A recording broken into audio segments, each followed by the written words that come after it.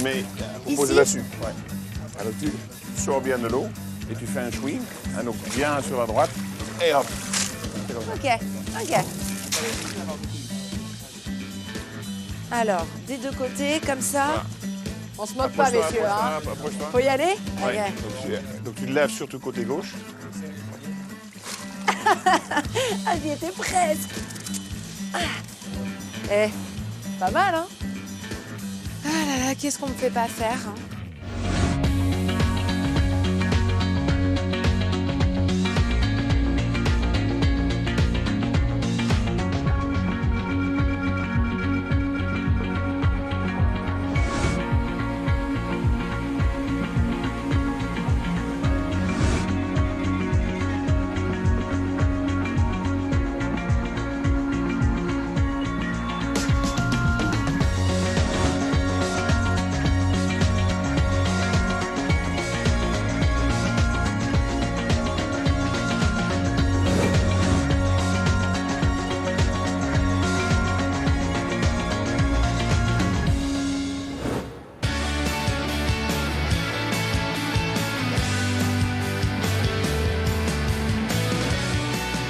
Cette semaine, je vous emmène découvrir l'un des fleurons de notre gastronomie, l'huître marraine oléron. Attendez, vous ne savez peut-être pas tout. Mon exploration va débuter chez Christelle et Nicolas. Couleur de la chair, épaisseur, le couple d'ostréiculteurs va nous dévoiler les secrets de cette huître, la seule en France à bénéficier d'une indication géographique protégée. Et puis, on va remonter le temps avec Evelyne. Grâce à elle, on va pouvoir entrer dans les cabanes des premiers pêcheurs ostréiculteurs de l'île et découvrir qu'à Fort-Royer, certains perpétuent les vieilles méthodes d'élevage. Enfin, c'est avec Fabrice, un enfant du pays, que je vais cuisiner, mais pas n'importe où, à bord d'un train qui transportait autrefois le précieux coquillage. Pendant notre périple, on va réaliser 2 recettes. Une huître au kiwi et une huître aux endives surmontée d'une béchamel. Amateurs ou curieux, suivez-moi. Cette semaine, on part en exploration.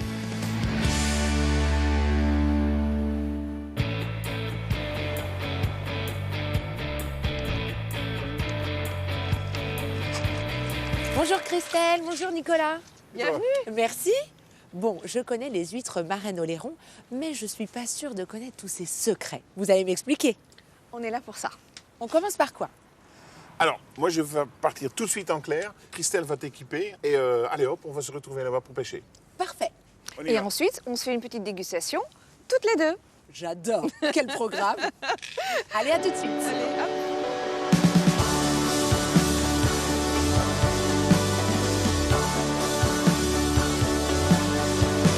Alors, qu'est-ce que je fais? Je saute? J'arrive. Je prends ta main. Et tu assures en fait chaque pied. Merci. Allez, on va pêcher les poches. Allez, je te suis. Bonjour. En fait, quand on pêche, donc là, nous, on sait bien sûr où sont les poches. Oui, j'allais dire, est-ce que je vais pas marcher sur une, Non, non. Et là, sur une caisse? là, on a donc plusieurs poches. Donc si tu approches un peu, tu vas sentir avec tes pieds une poche par terre. Ah oui, ça y est. On met son pied en dessous, on Ouais. lève la poche, on met les mains dans l'eau, pardon. Et là, on a une poche avec des huîtres affinées. Et en plus, là, ce qu'on pêche, c'est des fines éclairs vertes, label rouge. Et c'est une des 4 spécialités des marraine oléron. Donc là, l'éclair, c'est quoi exactement? Une claire, c'est une étendue d'eau à terre, mais remplie avec l'eau de mer. Et donc, il y a une interaction, en fait, entre la terre et la mer, qui rend les huîtres délicieux. Et maintenant, qu'est-ce qu'on en fait? Eh bien, on va le charger sur le ponton. Allez. Donc, si tu te mets à ma droite, parce À que ta là, droite. c'est la deuxième poche. Donc, tu restes là. Je vais le prendre, je vais le mettre sur le Oui. chaland. Hop là. Est-ce que cette claire, elle est naturelle ou c'est toi qui l'as construite? Initialement, c'était un marais salant. Dans le temps, ils faisaient du sel, bien sûr, dans des structures comme ici, un peu différents, bien sûr. Et ils se sont rendus compte qu'en stockant quelques huîtres dans les marais salants, que le goût changeait agréablement. Et ça, c'est, à mon avis, l'origine, quand même, de cet affinage en clair. Alors, à quelle étape on est, là, en ce moment? Alors là, l'affinage, c'est la dernière étape. Les huîtres, elles ont vécu pendant 3 ans en mer. Et là, on fait 28 jours d'affinage dans les clairs minimum. C'est une interaction entre terre et mer. Et là, on va apporter, par cette claire, le terroir marraine oléron dans l'huître. Et là, résultat, qu'est-ce qu'on en fait de tout ça? On va vérifier si tout a été pêché et on va tout sortir et on va à l'entreprise pour les laver. Je te suis? Voilà. Allez, on y va. Ok.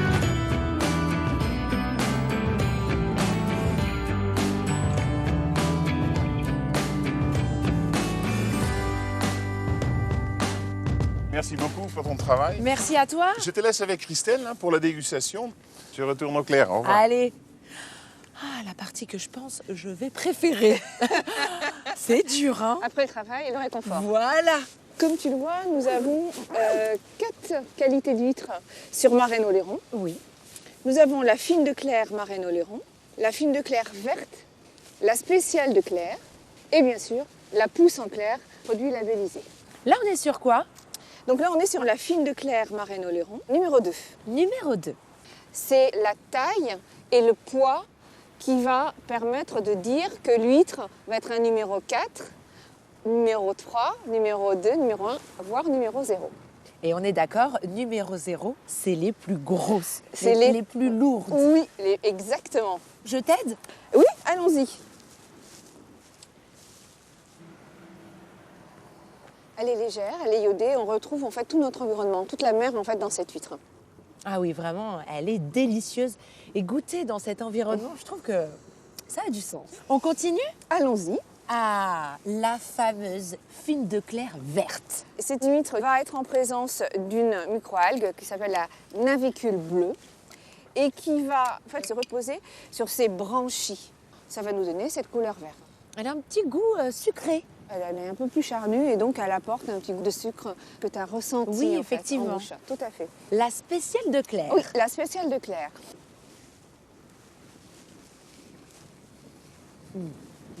Elle est gourmande. Oui, absolument.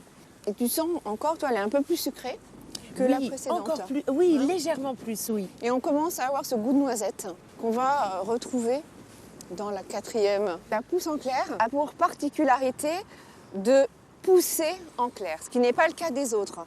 Elles sont vraiment différentes.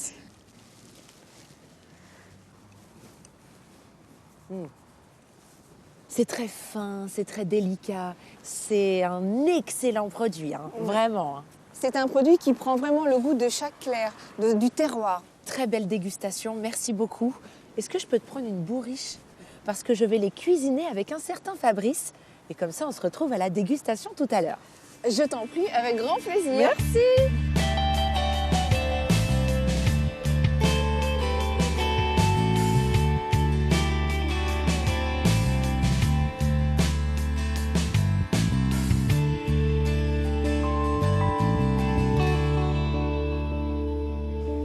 Bonjour Evelyne. Bonjour.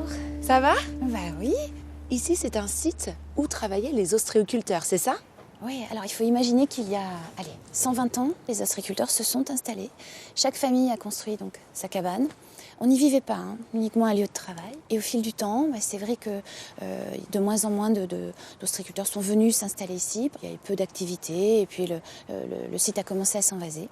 Et c'est là que notre association a été créée. Et l'idée, c'était d'essayer de reconstruire ce patrimoine. Et là, pour le coup, celle-ci, elle va être réparée. Et donc l'objet de l'asso, ça a été vraiment d'essayer de maintenir cette image de village ostréicole. Donc aujourd'hui, nous avons 9 professionnels qui utilisent cette petite dizaine d'hectares que fait le village de Fort-Royer. Tu me fais visiter un petit peu le village? Allez, avec plaisir. Il y a combien de maisons ici? Aujourd'hui, on en a une quarantaine. Alors, il y en a certaines qui sont utilisées toujours par les ostréiculteurs. Et puis après, toutes ces cabanes dont personne ne veut, l'association reconstruit, l'association répare et entretient. Et d'où vient cet attrait pour l'ostréiculture? Mais mon grand-père paternel était issu d'une famille de paysans, mais ils étaient aussi ostréiculteurs, comme d'ailleurs beaucoup d'ostréiculteurs jusque dans les années 70 en fait. On faisait les huîtres juste pour les fêtes de fin d'année et à côté ils avaient un autre métier. Justement, quand a commencé l'ostréiculture ici sur l'île? Alors historiquement c'était de la pêche à pied et à l'époque c'était l'huître plate. C'est-à-dire la première espèce, celle que la nature avait donnée. Sauf que dans les années 20 on a perdu la plate suite à des maladies qui se sont développées. Et avec l'huître du Portugal, cette creuse en fait, avec laquelle on a commencé à réfléchir à l'affinage, ça a été l'âge d'or de l'ostréiculture. L'âge d'or, on L'âge peut le d'or, situer une quand? cinquantaine d'années, aux portes des années 70. La portugaise a disparu, on n'en a plus aujourd'hui. Pour sauver le métier, les scientifiques ont proposé d'implanter, mais volontairement cette fois, l'huître que l'on connaît. Et couramment, on l'appelle la japonaise parce que c'est vrai que les premiers lots arrivaient bien des côtes du Japon. Voilà. Tu m'emmènes où là d'ailleurs? Allez, on va aller dans une petite cabane, un petit musée, et je vais te montrer des vieux objets. Ah, je t'assume.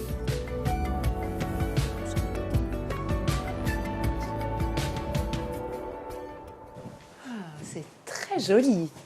Tous les objets qu'on a ici, ils ont eu une longue histoire. Pour t'en montrer quelques-uns, la brouette de l'ostréiculteur. Quand il voulait transporter les huîtres, eh bien, il chargeait la commode et ça glissait sur la vase et sur l'eau. Pour récupérer les huîtres dans la vase. Ouais, voilà. Puis les origines du métier, les hommes emmènent en mer des supports qu'on appelle des collecteurs. Et donc dans le fond, tu as un historique, ou un petit peu un des collecteurs. Des collecteurs. Voilà, les huîtres viennent se fixer dessus. Directement Ouais. sur le pied. C'est ça. Alors il faut imaginer qu'à une semaine, elles sont grosses comme des grains de sable. Hein. Ah oui, on les voit pas. Voilà. Donc là, une huître comme ça, elle a, allez, on va dire, 3-4 ans. Il y a un autre objet que je voudrais te montrer. Oui. Parce que celui-ci, il m'interpelle. Alors regarde bien, tout le monde connaît les sabots. Oui. Mais sous les sabots, on mettait des patins pour pouvoir marcher sur la vase. Ah, c'est pour sans marcher s'enfoncer. sur... Ah ouais. Quand on pense à toutes ces générations et à leurs équipements, Bien sûr. là, le métier prend quand même une toute autre dimension. Physiquement, ça doit être Voilà. très très dur. Et finalement, quand on regarde travailler les ostréiculteurs aujourd'hui, on se rend compte qu'on a les bottes, on a les gants, Oui. les moteurs pour les bateaux, mais ceci dit, les gestes et les outils, finalement, n'ont pas beaucoup changé. J'ai beaucoup appris. C'est très intéressant, passionnant. Merci infiniment. Au revoir. Au revoir.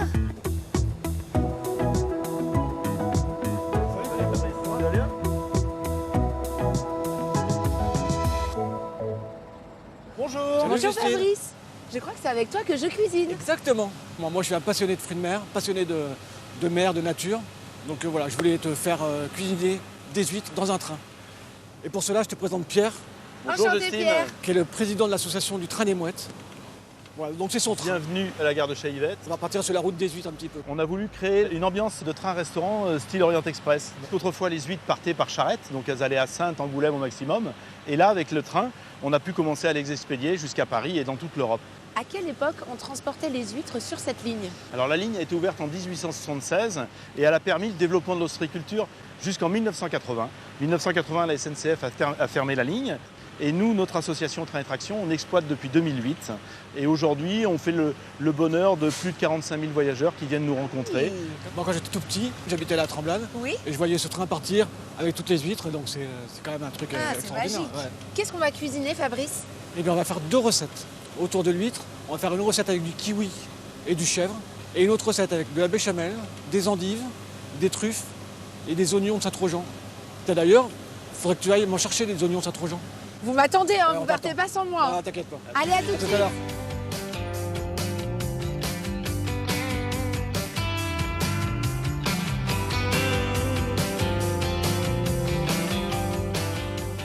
Bonjour Benoît. Bonjour Justine. Oh, Voilà. les beaux oignons. Voilà l'oignon de Saint-Urgent, vieille variété locale qu'on a remis en production il y a une quinzaine d'années maintenant. C'était un oignon qui avait complètement disparu puisqu'il était cultivé dans les années 1800, début 1900 et qui a disparu au profit de la production ostréicole. Du coup, il n'y avait plus que dans le réseau amateur qui le produisait encore. Voilà. Et quelle est sa particularité? Alors c'est un oignon doux, sucré, qui peut se consommer cru ou cuit. Et donc on les trouve que ici, sur Oui, l'île. voilà, mais la production est encore relativement faible. Hein. On en produit une dizaine de tonnes annuellement. Ah oui, c'est assez peu. Oui, Ça reste artisanal. ah, tout à fait. Tout est fait de A à Z par la main du producteur. Hein. Moi, je suis venue ici pour comprendre un petit peu l'histoire de l'huître et on m'a dit qu'il y avait un lien avec les oignons. On a des écrits de 1840 où on parle de l'oignon de Saint-Urgent et la production a diminué au fur et à mesure que le développement de l'activité ostréicole a pris de l'ampleur et pour totalement disparaître dans les années 50, 60. Quoi. Et à ce moment-là, il n'y avait plus aucun producteur qui n'en produisait et c'est là que c'est resté dans le réseau amateur au niveau local. Ah, donc avant on faisait des oignons et puis maintenant on fait plus d'huîtres que d'oignons. Et tout à fait, ouais, tout à fait. Ouais. Tu étais en train de faire des semis? Voilà la semence d'oignon de Saint-Urgent. L'opération, c'est en fait de prendre 3 graines par motte et tu les fais tomber. Tac. Oh là là, mais quel travail. Je vais essayer d'en faire quelques-uns. Voilà. Pourquoi tu as voulu cultiver cet oignon en particulier? Je connaissais un petit jardinier qui en produisait encore, mais à très petite échelle. Et j'ai tout de suite vu l'intérêt de produire cet oignon, une variété locale, avec des qualités gustatives. C'est un oignon local, mais en plus qui est vendu vraiment que sur l'île d'Oléron. Oui, on travaille sur une IGP qui va permettre de développer encore cet oignon et d'avoir une représentation d'un label au niveau national. On m'a demandé des oignons pour la recette. Je peux en prendre? Ah bah tout à fait. Tu vas pouvoir le déguster. Ah bah ouais, je vais le goûter cet oignon. Le goûter et le mettre en valeur Avec les huîtres. Avec les huîtres. Merci Benoît. De rien. J'en prends quelques-uns dans mes poches. Vas-y. Et c'est parti, je repars. À bientôt. À bientôt.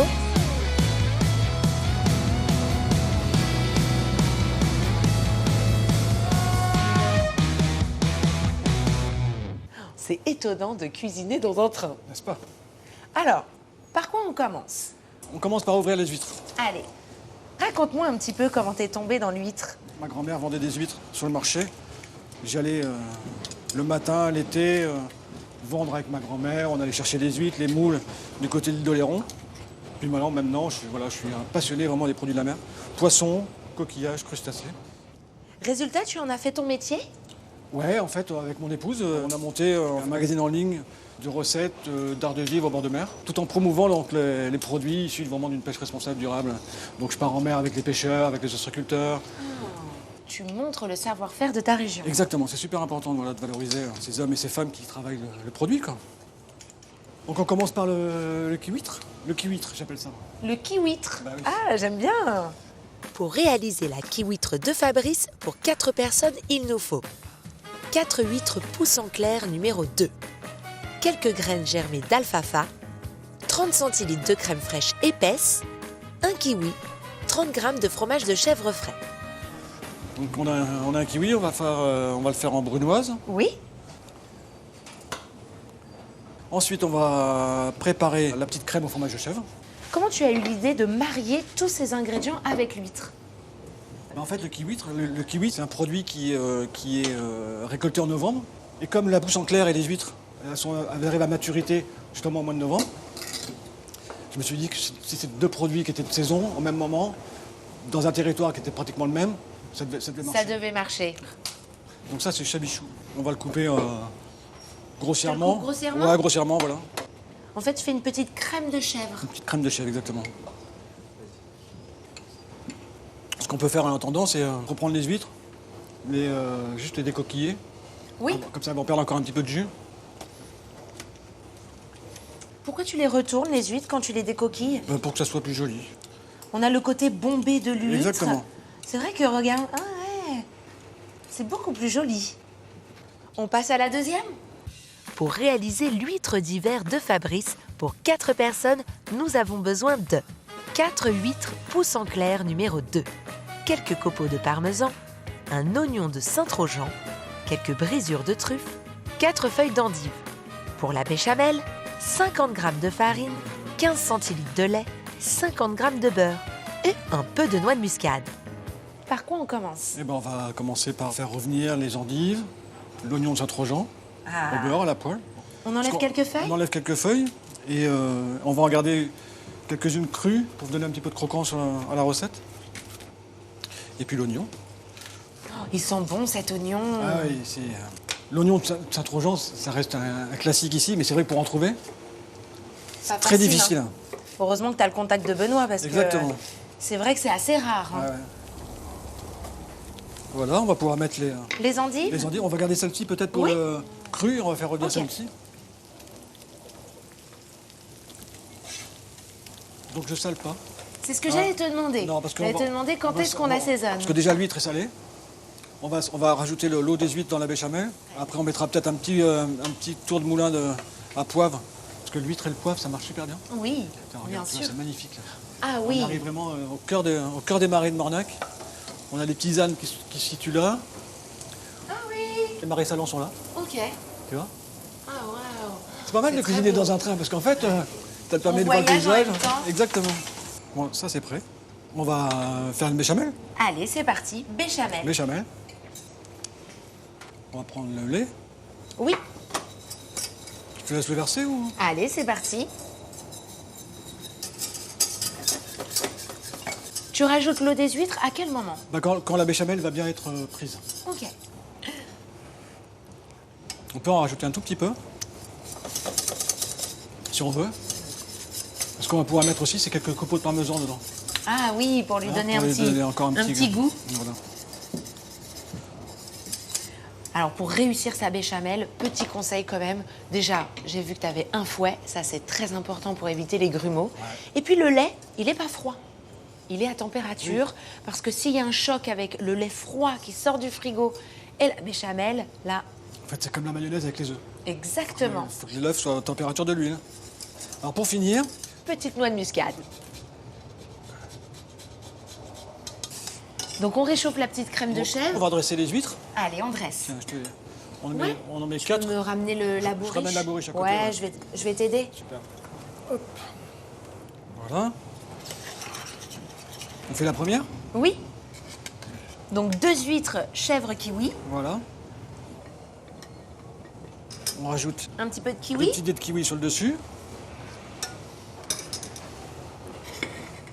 Voilà, et puis quelques pousses, comme ça. Quelques petites pousses Ouais, dessus. sur le dessus.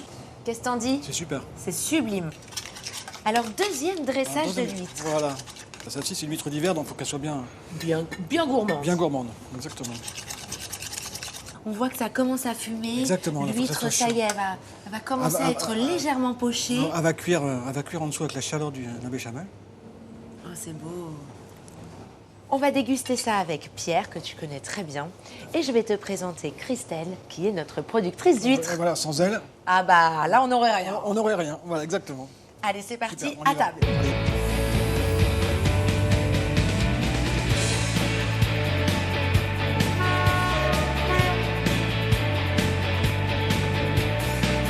Et voilà les huîtres gourmandes. Pierre, je te présente Christelle, Bonjour, qui est Christelle. la productrice des huîtres. Et Pierre est le président de l'association du Train des Mouettes. Quelle chance. N'est-ce pas? Ah oui, Et je suis bien content de te le faire découvrir parce que je crois que tu ne connais pas. exactement. C'est vrai qu'on dit en Charente-Maritime que les gens des îles ne sortent pas des îles. Ils ne viennent pas sur le continent nous voir. C'est ça, parce qu'on est trop bien Voilà. chez nous en fait, c'est pour ça. Mais nous, on va chez eux pour déguster les bonnes choses. Comme les huîtres. Comme les... On déguste Allez. Allez. Moi, je vous conseille juste de commencer par la kiwi. la kiwi La chèvre. kiwi chèvre, chèvre. d'accord, très D'accord. bien. Tu vas découvrir peut-être tes huîtres d'une façon différente. C'est vraiment presque dommage de les manger tellement que c'est joli à l'œil. Ah ouais, elles sont très très belles. Mais c'est très bon. C'est vrai qu'on est très traditionnel en Charente-Maritime où on va manger de l'huître froide Classique. à l'apéro ou en entrée classique. On ose rarement de les cuisiner. Quand on a ce type de produit de saison, en principe, ça marche. Assez souvent. Ah oui, l'association, c'est étonnant. Oui. Le kiwi vient rapporter un petit peu de fraîcheur et d'acidité. Tout à fait. Le chèvre, c'est une petite caresse, mais on sent bien l'huître. Elle est là, elle est présente, Voilà. et il y a une belle longueur en bouche. Franchement, c'est vraiment étonnant. Donc, c'est le kiwitre. Kiwi. Ah, bien trouvé. C'est très bon, c'est surprenant. On a l'habitude de l'huître nature et c'est vrai que là, l'association chèvre-kiwi, je vais te piquer la recette, pas de Fabrice, problème. parce que j'ai envie d'impressionner mes convives à la maison. Pas de C'est problème. vraiment très très bon. Avec grand plaisir. Très très bon. C'est étonnant de goûter ça dans un train. Ça fait vraiment voyager. On roule Oui, doucement. c'est la première fois pour moi, C'est, hein, vraiment. On a l'impression de revivre des époques de voyages de luxe, en fait, hein, puisque c'était les voyages Express. Et on a cette quiétude, ce silence, on se laisse bercer. On goûte la deuxième? Oui, C'est vraiment très très bon. Ouais, très très bon. et je trouve que cette deuxième recette met encore plus en valeur la pousse en clair. La béchamel, plus les brisures de truffes, vient accentuer ce côté iodé Et on a vraiment un retour en bouche très long, beaucoup plus long que la première recette. On voyage avec le train, mais là en plus, avec la recette, je trouve que je suis en plus en train de voyager une deuxième fois. Ah oui, c'est Vraiment, vrai. C'est un j'aime délice. beaucoup. Oui, voilà.